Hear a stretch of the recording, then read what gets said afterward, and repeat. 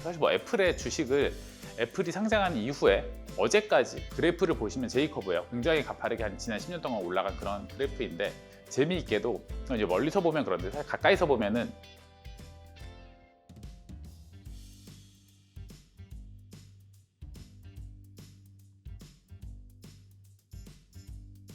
안녕하세요. 오늘 스타트업 투자 유치 전략을 설명드릴 퓨처플레이의 CIO를 맡고 있는 최재웅이라고 합니다.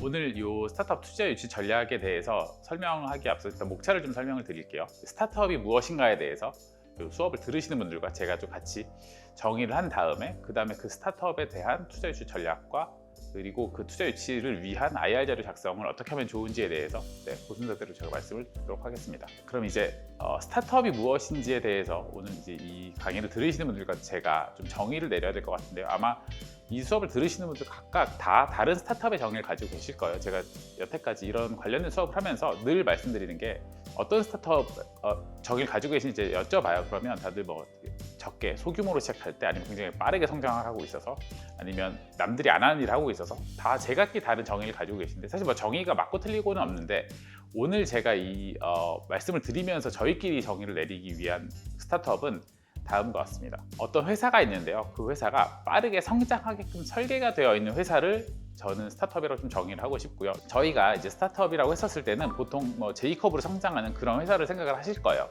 근데 이게 멀리서 보면 J커브이고, 사실 뭐 애플의 주식을 애플이 상장한 이후에 어제까지 그래프를 보시면 J커브예요. 굉장히 가파르게 한 지난 10년 동안 올라간 그런 그래프인데, 재미있게도 이제 멀리서 보면 그런데 사실 가까이서 보면은 지금 이 화면에서 보시다시피 드렁큰 워크라고 해서 이제 술 취한 사람이 걷는 것 같은 그런 갈지자 형태의 이런 플럭추에이션이 굉장히 많은 그런 사실은 변동을 좀 보실 수 있는데요.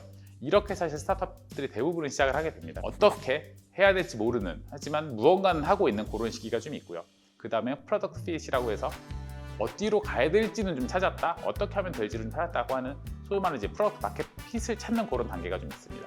그 다음엔 하이퍼그로스라고 해서 굉장히 빠르게 성장하는 단계가 있고, 그 다음에 이제 스케일이라고 해서 굉장히 이제 회사가 커졌죠. 거의 뭐 소위 말하는 이제 대기업 수준이 돼서 시장에서 좀 어느 정도 이제 의미 있는 회사가 되었는데, 아이러니하게도 그 시기가 되면 회사가 약간은 혁신가의 딜레마에 빠지게 되는 그런 스테이지로 좀 구분이 되고 있습니다. 드렁큰 워크, 저 스테이지에 조금 더 제가 포커스를 맞춰서 말씀드릴 수 있을 것 같고, 왜냐하면 사실은 저 시기를 잘 지나가셔야 그 다음 프로덕트 핏, 그 다음에 하이퍼그로스, 스케일로 갈 수 있기 때문에, 그리고 제가 지금까지 해온 일들이 사실은 저 드렁큰 워크에 있는 스테이지의 회사들을 저는 이제 발굴하고 투자하는 일을 굉장히 많이 했고, 저런 분들과 함께 제가 그 회사가 뭐 프로덕트 핏으로 넘어가거나 아니면 하이퍼그로스로 넘어가는 일을 했기 때문에, 오늘은 제가 그 단계, 제품이 시장 적합성을 쫓고 있는 저 단계에 집중을 해서 말씀을 드리도록 하겠습니다. 그럼 이제 이것을 위해서 사실 가장 중요한 게, 스타트업을 할 때 스타트업과 떼놓을 수 없는 것 중에 하나 이제 투자 유치예요. 왜냐하면 아까 말씀드렸듯이 스타트업이라는 게 굉장히 빠르게 성장하기 위해서 설계가 된 회사라면 사실은 시작보다 돈을 여유 있게 벌기 굉장히 힘듭니다. 사실은 돈을 벌 시간에 이분들은 더 빠른 성장 전략을 고민을 해야 되고요. 그럼 투자 유치를 해야 됩니다. 왜 투자 유치를 해야 되는지, 그리고 어떤 전략으로 투자 유치를 할 수 있는지를 좀 말씀을 드리겠습니다. 우선 왜 투자를 받아야 되냐? 어쨌거나 저희는 빠르게 성장을 해야 되고, 그러면 사실은 계속 저희는 돈을 쓰는 일을 해야 돼요. 그래서 뭐 사람도 뽑고 뭐 개발도 하고 계속 이런 식으로 저희가 뭐 마케팅비도 써고, 그래서 거의 모든 그 상황에 비용이 지출되는 상황인데, 이것을 저희가 시작부터 돈을 버는 건 거의 힘들죠. 왜냐하면 저희가 성장할 아이템을 찾아서 그 아이템이 어느 정도 돈을 벌 때까지 저희는 돈을 쓰는 일을 하기 때문에, 그것을 위해서 저희 투자금을 이제 받아야 되고요. 그래서 그것이 스타트업의 시작부터 항상 가치가 있는 일이라고 저희는 생각을 하고 있습니다. 생존과 성장을 가능하게 하는 그런 일을 하고요. 그렇기 때문에 이제 뭐 직원 채용, 홍보, 마케팅, 영업 등 여러 면에서 저희가 이제 그 돈을 굉장히 잘 써야 하는 그런 상황에 놓여 있다고 봐주면 될 것 같아요. 대신 문제는 이 스타트업의 자금을 모으는 게 생각보다 굉장히 어려워요. 그럼 이제 언제 투자를 받을 것인가에 대해서 좀 이야기를 하면 좋을 것 같은데요. 이 언제는 사실은 그 창업자의 의지에 사실 달려있긴 해요. 본인이 생각하기에 내가 지금은 내 돈으로 한다, 또는 소위 말하는 가족 또는 친구들, 그러니까 보통 이제 엔젤 투자라고 하죠. 그런 돈으로 한다 또 있을 거고, 이제 그 두 개를 지나가서 본격적으로 좀 기관의 돈, 좀 이제 큰 돈을 받아서 제대로 해보겠다가 될 수 있어서, 그것은 이제 본인의 사업의 스테이지에 맞게 설득력 있는 이야기를 하실 수 있을 때가 되면은 투자 유치는 가능하다고 생각합니다. 그럼 이제 그 투자자들은 언제 투자를 결심을 하냐 했었을 때는, 창업자분들, 대표님들이 제시하신 그런 아이디어를 듣고 어떻게 시작할 것이다, 그리고 누구랑 실행할 것이다, 이런 내용들을 듣고 충분히 이게 말이 된다고 했었을 때 투자를 하게 됩니다. 드렁큰 워크 스테이지에서는 사실은 뭐 구체적인 실행안 같은 것까지밖에 없죠. 그랬을 때는 보통 이제 저희가 말하는 소위 가설 검증을 위해서 저희가 투자금을 드리는데요. 그럴 때 이제 저희가 확신을 가졌다고 좀 생각을 하고 저희도 같이 가설 검증을 해볼 만하다고 생각하는 회사에 투자를 하게 됩니다. 첫 투자만 저렇게 그 아이디어로 받으시는 거고, 그 이후부터는 사업의 진행 상황과 이런 것에 따라서 투자를 좀 받게 되십니다. 그 다음에 사업이 진행 중일 때는 언제 투자를 받아야 될지가 어느 정도 저희는 이제 가이드를 드리는 게 있는데, 저희는 보통 9개월 전부터는 투자 유치 시작을 좀 권해드려요. 그래서 한 1, 2개월 정도는 그럼 이제 투자 유치를 위한 어느 정도의 내부적인 그런 준비와, 그리고 IR 자료를 만들고 관련된 그런 뭐 데이터 룸을 좀 준비를 한다든지, 그리고 투자자들도 좀 종류별로 좀 만나봐야 되죠. 그리고 그 중에 이제 몇 곳이 저희한테 관심을 보이면 그런 것들과 이제 본격적인 투자 논의를 하게 되는데, 이것들이 이제 저희가 보기에는 순식간에 되는 게 아니라 굉장히 오랜 기간이 걸려요. 적어도 6개월, 길면 1년씩 걸리는 거기 때문에 저는 적어도 9개월 전에 시작하는 것을 좀 말씀드리고요. 그랬을 때 왜 어떻게 9개월이 나오냐 했었을 때는, 처음에 이제 대표님들이 받으신 투자금 아니면 시작하신 돈이 있었을 때 이게 줄어드는 속도가 좀 보일 거예요. 왜냐하면 매월 어느 정도씩 이제 잔금이 줄어들면 이게 이제 그래프로 보이잖아요. 그 기울기를 이제 저희가 보통 이제 번레이시라고 하는데, 그 번레이시를 따졌을 때 남는 돈을 우리가 다 쓸 때까지 적어도 한 9개월은 걸리겠다, 또는 뭐 빠르면 9개월이면 다 쓸 것 같다, 이제 그 시기부터는 본격적으로 이제 시작을 하셔야 된다고 저희 생각을 하고 있습니다. 그럼 얼마나 이제 투자를 받아야 되냐가 중요하죠. 왜냐하면 뭐 시작부터 많은 돈을 가지는 게 과연 좋을까? 나한테 뭐 한 20억, 50억, 100억만 주면 충분히 할 수 있을 거라고 생각하시는데, 생각보다 그게 쉽진 않아요. 왜냐하면 아까 이제 드렁큰 워크의 그래프 보시다시피 굉장히 아래 위로 플럭추에이션이 심한데, 그거 자체가 이제 여러 시행착오와 여러 뭐 그런 잠재적인 눈에 보이지 않는 문제들을 저희가 계속 마주하게 되기 때문에 처음에 많이 받는 게 좋진 않습니다. 왜냐하면 처음에 많이 받는 얘기는 지분 이석을 많이 받는다는 얘기고, 지분 이석이 많이 된다는 얘기는 그 다음에 만약에 펀딩이 필요할 때 투자를 충분히 많이 못 받을 수 있다는 얘기거든요. 그래서 저희가 제안드리는 건 1년에서 1년 반 정도의 돈을 보통은 투자 유치를 하세요. 1년에서 1년 반 정도를 충분히 자금 조달을 하신 걸 쓰시면서 그 다음 마일스톤으로 가면, 회사가 처음에는 굉장히 싸게 시작을 했어도 이 정도 마일스톤을 달성을 하면 그 다음 기업 가치가 높아지잖아요. 그럼 대표님, 창업자분들이 같은 돈을 조달하셔도 지분이석이 줄어들게 됩니다. 왜냐하면 기업 가치가 높아졌기 때문에. 그래서 저희 이제 그런 방식을 가이드를 드리고요. 그러면 시드 라운드에서 어느 정도 지분 이석을 해서 투자금을 받는 게 좋으냐 했었을 때는, 저희는 경험적으로 한 10% 지분 정도를 이제 시석을 하시고 투자금을 3억을 받으시면 좀 쓸 수 있겠다 싶으시면 한 3억을 받으시고 그 회사의 기업 가치가 한 30억 정도 되는 거죠. 3억이면 내가 보통 회사 운영하는데 1년에서 1년 반 정도 되겠다. 그 정도를 계산하실 수 있을 텐데, 그 정도를 저희가 이제 가이드 드리고, 어떤 업은 시작부터 뭐 굉장히 돈이 많이 들어서 한 10억 이상 필요할 수도 있어요. 그렇다고 10억으로 지분 희석을 10%만 하려면 기업 가치가 100억이 되는, 투자자들 입장에서 사실 굉장히 부담스럽습니다. 그럴 때는 두 가지 방법이 있죠. 조금 대표님께서 지분 희석의 이 욕심을 좀 줄이셔서 한 15%에서 20%까지도 희석하는 방법이 하나 있고요. 아니면 본인이 하시려는 일이 굉장히 업사이드가 어마어마하게 높은 일이라서 우리 회사가 지금은 100억이어도 1조가 된다, 2조가 될 수 있다, 이런 업사이드 포텐셜이 굉장히 크다면 그게 또 설명이 될 수 있어서 그 둘 중에 이제 한 가지를 택하시면 될 것 같아요. 조금 더 지분 이석을 더해서 시드 라운드를 가신다, 아니면 굉장히 높은 업사이드를 설득을 해서 가신다. 근데 이제 후자를 하시려면 굉장히 높은 설득력이 있으셔야겠죠. 그리고 이제 그런 회사들 간혹 있긴 한데 확률적으로 낮긴 합니다. 그리고 시드 라운드가 이제 잘 끝난 다음에는 이후 라운드부터 뭐 지분 이석, 보통 이제 소위 말하는 뭐 시리즈 A, 시리즈 B, 시리즈 C 이렇게 갈 경우에는 보통 지분 이석은 한 20% 정도 하세요. 뭐 적게는 15, 많게는 한 25까지도 하시는데, 그거 이제 라운드에 따라서 필요한 자금이 어느 순간 많이 나질 수도 있어서 그 정도를 저희가 가이드를 드리고 있습니다. 그래서 이런 것들이 이제 그럼 어떻게 구성이 돼야 되냐 했었을 때는, 사용할 기간과 그 기간 동안에 인건비와 뭐 개발비, 운영비 등등등을 다 넣어서 이제 그 정도 돈을 요청을 하시게 되겠죠. 그 정도가 저희가 가이드 드리는 필요한 금액입니다. 그러면 그 필요한 금액을 어느 정도 기업 가치로 녹일 거냐인데, 그 기업 가치 계산이 굉장히 어렵습니다. 근데 제가 이제 드리는 말씀은 정답은 없습니다. 왜냐하면 이 회사에 뭐 자산이랄 것도 없고 기술이랄 것도 없고 사실은 창업자분들만 계시기 때문에, 그럼 이 회사의 기업 가치는 사실은 굉장히 변동성이 클 수가 있는 거. 어디서는 기업 가치를 뭐 20억을 인정을 했는데 어디서는 30억을 인정할 수도 있는 거고, 어디는 50억을 인정할 수도 있는 거라서 그런 차이가 있음을 알고 계시고서 투자 라운드를 시작하시는 게 훨씬 좋습니다. 그래서 투자사들끼리도 조금씩은 이해를 못해요. 저 회사는 왜 그 회사에 그렇게 비싼 밸류를 인정을 해줬대? 이런 얘기가 이제 나오는 원인인데, 그래서 저희가 생각했을 때는 이제 기업 가치를 구성한 요소가 시장성, 기술성, 팀, 그리고 이제 일종의 독창성 같은 게 좀 있는데, 이런 것들을 좀 어느 정도 버무려서 회사에서 보는 것 같아요. 어떤 회사는 시장성을 굉장히 높게 봐서 어떤 회사의 기업 가치를 높게 쳐줄 수도 있고, 또 어떤 투자사는 기술성을 굉장히 높게 봐서 이 회사의 기업 가치를 높게 쳐줄 수도 있고, 이런 게 서로 다 다르고요. 특히나 근데 초기에는 팀이 되게 중요하잖아요. 어떤 분들이 모여서 하냐에 따라서 어떤 회사의 기업 가치는 20억이 될 수도 있고, 어디는 팀만 보고서도 50억이 되고 100억이 되기도 하거든요. 다양한 관점이 있다는 걸 이해를 하시면은 아마 기업 가치를 이제 앞으로 이야기를 하실 때 조금 더 편하게 이야기하실 수 있을 것 같아요. 앞서 말씀드린 그런 투자 유치를 위해서 사실 제일 중요한 게 IR 자료인데, 이 IR 자료를 어떻게 작성하는 게 좋은지를 좀 말씀을 드릴게요.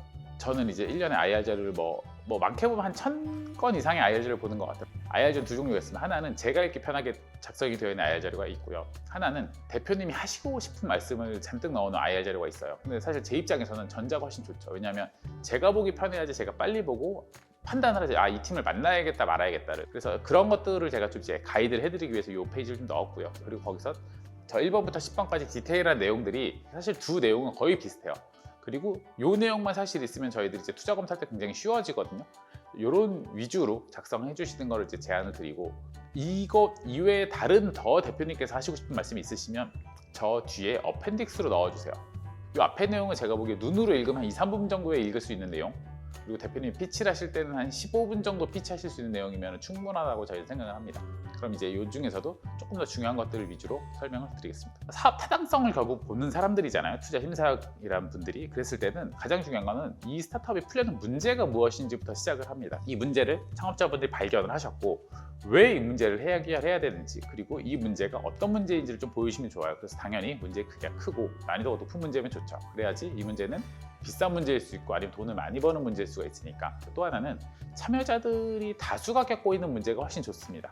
다음은 이제 해결책 제시고요. 그럼 이제 앞서서 문제점이 있고 이런 문제를 어떻게 풀면 좋을지에 대해서 그 창업팀이 해결책이 필요한지부터 좀 확인하셔야 돼요. 생각보다 필요가 없을 수도 있고, 아니면 필요한 해결책이 창업팀이 찾은 것보다 더 좋은 해결책이 있을 수도 있거든요. 그래서 그런 것들을 좀 잘 찾아보시고, 이게 정말로 경쟁력이 있을 정도로, 차별적 경쟁력이 있을 정도로 좋은 해결책인지도 좀 같이 고민해 주시면 좋습니다. 그리고 또 하나는 이 해결책이 적당한 가격으로, 적당한 비용으로 해결을 제시할 수 있어야지 너무 비싼 가격이거나 비현실적인 그런 해결책의 문제가 해결이 안 되고, 현실적인 눈높이도 좀 같이 고려해 주시면 좋고요. 그리고 당연히 이 해결책을 구현하기 위한 팀도 굉장히 중요합니다. 왜냐하면 물론 이제 가끔씩은 굉장히 생뚱맞은 분들이 이 문제를 풀었어 이렇게 될 수도 있는데, 보통 그래도 좀 연관된 일을 하신 분들이 어느 정도의 그런 적합성을 가지고서 문제를 푸시는 경우가 많거든요. 그래서 이런 것들에 대한 설득력을 위해서도 해결책과 팀이 어느 정도 좀 말이 된다는 걸 보여주시는 것도 굉장히 중요합니다. 다음은 시장 현황이고요. 시장이 충분히 크다, 또는 시장이 지금 굉장히 크게 성장하고 있다, 이런 내용을 같이 제시를 해주시면 좋습니다. 그래서 소위 말하는 탐샘쏨 같은 그런 접근 방식이 있는데요. 그런 것들을 좀 참고해서 시장 현황 보여주시고, 그리고 지금 이제 우리가 들어갈 수 있는 그런 시장에 대해서 설명해 주시면 좋습니다. 그리고 이런 새로운 시장의 규모를 논리적으로 굉장히 구체적으로 좀 제시를 해주셨어야 될 거예요. 그런 내용이 굉장히 중요하고, 새로운 시장을 시작하시려는 그런 대표님들은 이런 계산도 같이 해주시면 좋을 것 같습니다. 그리고 이미 존재하는 시장은 통계 같은 것을 가지고 와서 좀 보여주시고, 그 연평균 성장률이 어느 정도 되는지도 같이 좀 보여주시면 좋을 것 같습니다. 그리고 경쟁사 현황도 이제 시장에 있어서 같이 좀 보여주시면 좋은 게, 기존에 있는 업체들이 이런 일을 하고 있는데 우리가 이런 더 좋은 일을 한다는 걸 보여주시면 훨씬 더 좋을 것 같고, 근데 이런 착각은 안 하시면 좋은 게, 지금 대표님이 하시려는 일을 이미 하고 있는 경쟁사 ABC가 있는데, ABC에서 제시하고 있는 기능들이 어디는 한 3개, 어디는 4개, 어디는 5가지인데 대표님이 하시려는 일이 6가지를 제공할 수 있어요. 6가지를 우리가 제공하기 때문에 훨씬 더 좋은 사업이다 라고 설득은 안 하시는 게 좋은 게, 6개라고 해서 더 좋은 건 아니거든요. 왜냐하면 가장 중요한 1-2개가 훨씬 더 중요할 수 있어서, 1-2개가 훨씬 더 우리가 효과적으로 고객을 획득할 수 있는 사업임을 증명해 주시는 게 더 좋아서, 그런 식으로 경쟁사 분석을 해주시면 좋을 것 같습니다. 다음은 이제 그 수익 모델이고요. 어떻게 우리가 돈을 벌지를 제시를 해야 되잖아요. 예를 들어 저희가 시드 투자 받고 프리 시리즈 A, 시리즈 A, 시리즈 B까지 갔는데, 이 시기부터 우리가 말이 되게 좀 돈을 벌 수 있을 것이다. 공격적으로 보여주시는 것도 전 좋고, 아니면 보수적으로 보여주셔도 좋은데, 보수적이라고 해서 너무 보수적이면 사실 매력이 없잖아요. 그래서 현실 가능한 선에서 저는 좀 공격적으로 보여주시는 건 저는 의미는 있을 것 같아요. 그리고 어떤 스타트업은 시작부터 매출원이 좀 있어요. 그러면 이제 예를 들어 시작할 때 매출을 몇 천만 원 업 단위로 갖고 있으면 이걸 어떻게 잘 키워나갈지에 대한 그런 방법도 좀 알려주면 좋고요. 또 당연히 수익 모델을 위해서는 고객을 유치할 때 고객 유치를 어떻게 하실지, 고객을 얼마나 우리가 싸게 획득하고 이들에게 얼마나 비용을 높게 저희가 얻어올 수 있을지, 이런 것들을 좀 구체적으로 보여주면 좋을 것 같습니다. 당연히 이제 수익 모델 플러스 저희는 투자를 받아야 되기 때문에 그럼 이제 투자도 어떻게 받을 수 있는지에 대한 그런 내용, 그리고 우리가 무엇을 달성을 해서 그 다음 투자를 받을지에 대한 내용도 같이 좀 넣어주시면 좋을 것 같습니다. 끝으로 가장 중요한 건데요, 사실은 팀이죠. 이 앞에 그 말씀드린 네 가지를 다 하는 건 결국엔 팀이고, 파워풀한 팀 그리고 전문성 있는 팀인 거를 같이 제시해 주시면 좋고, 하지만 초기다 보니까 당연히 부족하신 그런 그 역량 또는 인재들이 있을 거예요. 우리가 이런 분이 부족한 것도 정확히 알고 있고, 하지만 우리가 이런 분들을 어디서 어떻게 채용할지도 계획이 있으면 그런 계획까지 함께 제시해 주시는 게 투자를 검토하시는 사람에게는 훨씬 더 좋은 얘기거든요. 이 내용을 고려하셔서 작성하시는 게 좋을 것 같은 것들만 제가 좀 다시 정리를 했습니다. 요번에 이제 대표님이 작성하시려는 건 아마도 투자자들을 대상으로 한 사업계획서가 될 것 같고요. 그러면 당연히 투자자에게 맞는 사업계획서를 제시를 해주셔야 됩니다. 투자자들이 우리 회사에게 투자를 했었을 때 얻게 될 이익을 설득할 수 있는 그런 도구의 역할을 할 거예요. 네, 그래서 그 용도에 맞게 이제 작성해 주셔야 되는 거고요. 그리고 사업계획서는 굉장히 간결하고 논리적으로 내용을 딱 적어서 보는 사람이 알기 쉽게 보내주면 좋고요. 그리고 이게 가장 중요한데, 대표님, 창업자분들이 하고 싶은 이야기를 하시는 게 아니라 투자자들이 궁금한 그런 이야기만 해주시면 돼요. 투자자들이 듣고 싶은 이야기를 하는 게 사실은 이제 그 투자자용 사업계획서라는 걸 명심하시면 좋겠습니다. 그리고 사업계획서는 지속적으로 업데이트가 돼야 되고, 뭐 한 3개월에 4개월 동안 계속 미팅 하셔야 되잖아요. 그러면은 미팅 하실 때마다 그 사업계획서는 계속 업데이트가 돼서 오늘 시작한 IR 자료와 그 미팅이 다 끝났을 때 IR 자료 굉장히 많이 바뀌어 있어야 사실 이게 정상이에요. 왜냐하면 만나는 투자사마다 질문하는 게 다르고 궁금한 게 다르면 그 내용들이 계속 IR 자료에 녹아 들어가면 그 다음 투자자 미팅 하실 때 훨씬 편해지거든요. 그래서 저런 것들은 투자자 만날 때마다 계속 업데이트 하시는 게 저는 좋고, 그것을 추천드립니다. 잘 만들어진 그런 이제 사업계획서는 다양한 이해관계자들의 이해관계를 일치시키는 역할을 할 거고요. 그리고 사업계획서에 당연하게 녹아들어 있는 게 이제 마일스톤과, 그리고 앞으로 우리가 이걸 어떻게 달성하겠다는 건 전략들이 있기 때문에 이런 것들을 적으시면서 회사를 운영하시는 데 있어서 안팎으로 아마 크게 도움이 되실 거라서 이런 것들을 굉장히 잘 만드시는 게 저는 중요하다고 생각을 합니다. 그래서 이렇게 사업계획서까지 작성을 하시면 이제 그 투자 유치를 시작하실 준비는 전 됐다고 생각을 하고요. 그래서 제가 오늘 말씀드릴 만한 그런 투자 유치 전략에 대한 내용은 여기까지이고요. 네, 들어주셔서 감사합니다.